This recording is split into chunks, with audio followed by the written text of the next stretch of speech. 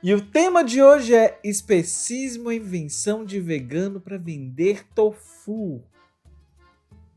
Doutora Drag! Se você chegou até aqui, você está no Doutora Drag. Não se esqueça de se inscrever no canal, deixar seu like. E aí, você pode curtir, compartilhar esse vídeo. Você pode nos marcar nas suas redes. Você pode também nos apoiar em apoia.se/Doutora Drag. Pix, que é doutoradrag@gmail. PicPay, que é Dimitra Vulcana. E aí você vai entender que a gente tá aqui no canal, a gente tem grupo de estudos, a gente tem podcast, enfim, ajuda a gata a ajudar a galera a entender os paranauês que a gente está conversando aqui no nosso canal, ok? Dito isso, vamos ao nosso tema de hoje.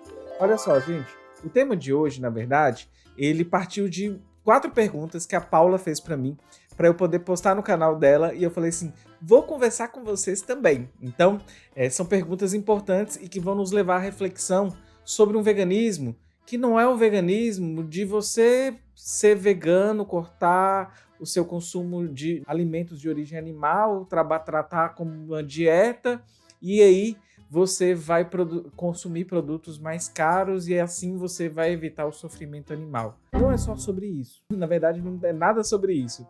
É sobre outras coisas que a gente vai conversar aqui hoje, tá bom? A primeira é, quais são os principais motivos para que a esquerda considere o veganismo como também parte das lutas por justiça social e antissistema? Eu sei que para algumas pessoas, ser antiespecista não faz muito sentido. As pessoas não veem no horizonte a libertação dos animais dentro de um horizonte com a libertação também dos animais humanos.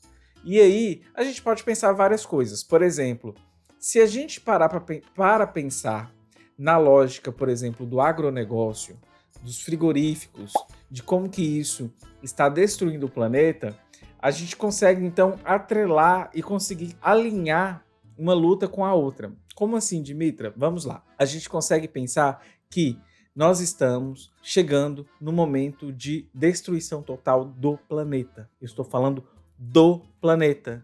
Então todos nós iremos sucumbir a partir da própria ganância do capitalismo. Desde devastação de florestas, grandes lugares que são desertificados e a própria lógica da pecuária, né? Nós temos bilhões de animais vivendo em função de um abate para a alimentação humana. Paradoxalmente, nós temos também pessoas passando fome. Olha que loucura, temos então um sistema de abundância e um sistema de fome. E temos o sofrimento animal. Se vocês virem como que é a realidade desses animais nesses frigoríficos, é uma realidade muito cruel, inclusive. Então, se a gente não conseguir alinhar uma coisa com a outra, a gente não avança. Além disso, eu tenho que trazer para vocês uma leitura super interessante. Não é uma leitura marxista per si, não é isso, mas é do Robbie Wallace. Esse livro ele foi lançado pela Editora Elefante. A Editora Elefante, inclusive, é uma parceira que sempre manda livros para mim. E aí esse livro eu comecei a lê-lo e eu falei assim, nossa, putz grila, que conexões existem, por exemplo, na minha área, que eu sou doutor em Ciências da Saúde, e a área que eu estudo, que é o marxismo e o ecossocialismo, e de como que as coisas vão se encaixando. O Robbie Wallace, né, ele tem anos de estudo e ele é meio que boicotado pelos frigoríficos, porque a gente está falando aqui, gente, de poder, né, de poder econômico e tudo mais. E aí no livro eu vou ler só um trechinho para vocês entenderem. Olha só, quem prefaciou está dizendo aqui. Sempre soubemos o que nos recusamos a saber. Isso é uma fala do próprio Wallace. E mesmo agora, em meio à pandemia do novo coronavírus, frigoríficos da JBS e da BR Foods são colocados sob escrutínio no Rio Grande do Sul e em Santa Catarina, acusados de obrigar seus funcionários com sintomas de Covid-19 a trabalhar, enquanto os representantes do setor lutam na justiça para evitar a interdição das operações. Essa é só uma da realidade que está falando aqui do Brasil, né? Agora, tem um trechinho aqui que eu acho interessante que o Robbie colocou pra gente, que eu vou ler para vocês. Percebi repetidas vezes que o poder político molda tanto as doenças infecciosas quanto as ciências que as estudam. E, no entanto, eu estava despreparado para a natureza e a extensão das suas depravações. Em nome da população que pretendem servir, empresas e governos estão dispostos a correr o risco de acabar com a de acabar com a humanidade tal como a conhecemos. Isso talvez seja uma notícia antiga para leitores, e ele começa a falar alguns autores e tudo mais, mas ele fala que, no meu próprio terreno, a epidemiologia evolutiva, cheguei à conclusão de que as grandes corporações do setor de alimentos, as chamadas Big Foods, estabeleceram uma aliança estratégica com a influenza, um vírus que tomou um novo e perigoso rumo em um acidente industrial contínuo e totalmente evitável em direção à ruína do próprio agronegócio multinacional.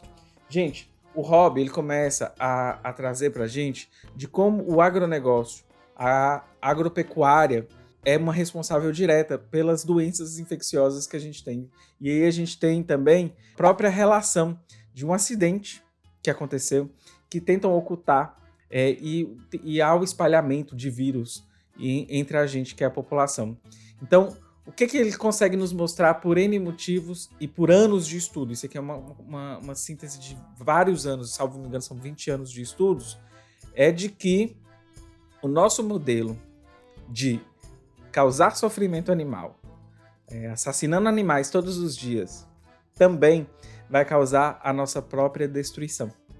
Quer seja pela destruição do planeta, quer seja por um vírus que seja talvez mais letal que a Covid-19. Então, fiquemos alerta em relação a isso. E o que nos leva, então, à pergunta número 2, porque a Paula me perguntou, e sobre a vertente do veganismo liberal de mercado?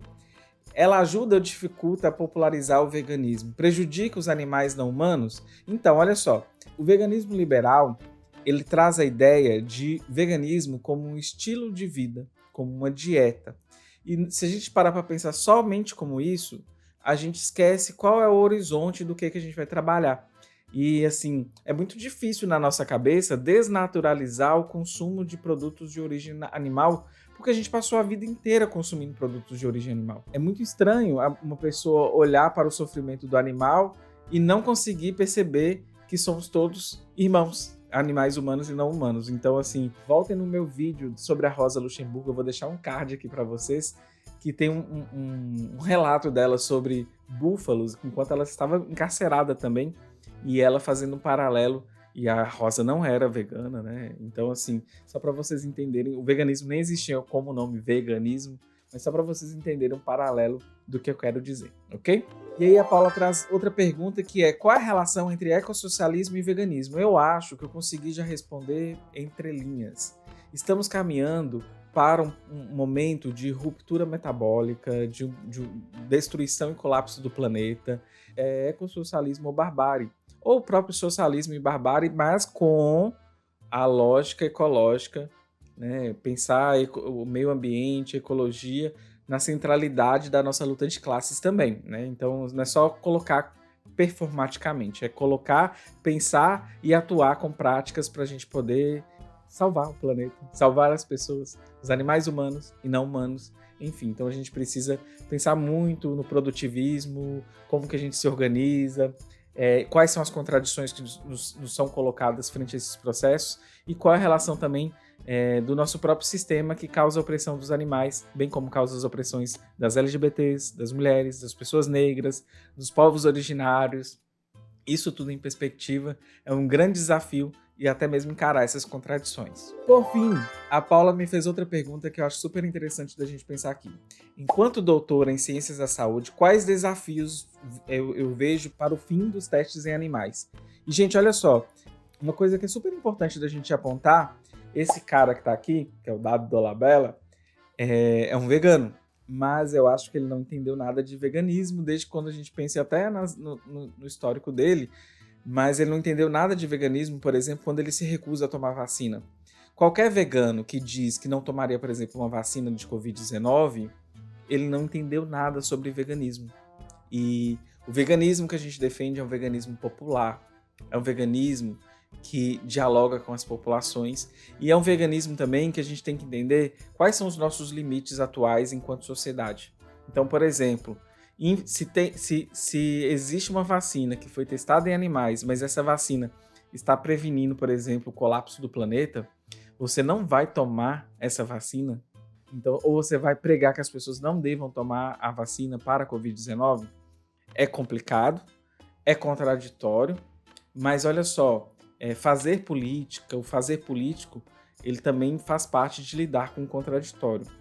O ideal inclusive, focar em ações que a gente possa superar essas situações em que animais são usados, para tornar isso obsoleto a partir de ter um foco mesmo, de ter pressão, mas dizer para pessoas, por exemplo, não tomem vacinas para a Covid, não é muito politizado ou não. Na verdade, é uma situação que a gente despolitiza o debate. E tem muito mais coisas que a gente pode aprofundar sobre isso. Câmara Drags! Enfim, terminamos esse vídeo. São reflexões interessantes da gente pensar, são contradições importantes da gente pensar, e você vai ver muito vegano liberal criticando veganos, veganas e veganas populares que tentar trabalhar todas essas contradições, respeitar os povos originários, respeitar as religiões de matriz africana. E aí todo esse debate, ele pode ser mais aprofundado e não é dicotômico. Então a gente não faz A ou B, ou 8 ou 80. As coisas não funcionam assim, porque a realidade é muito difícil de lidar, ok?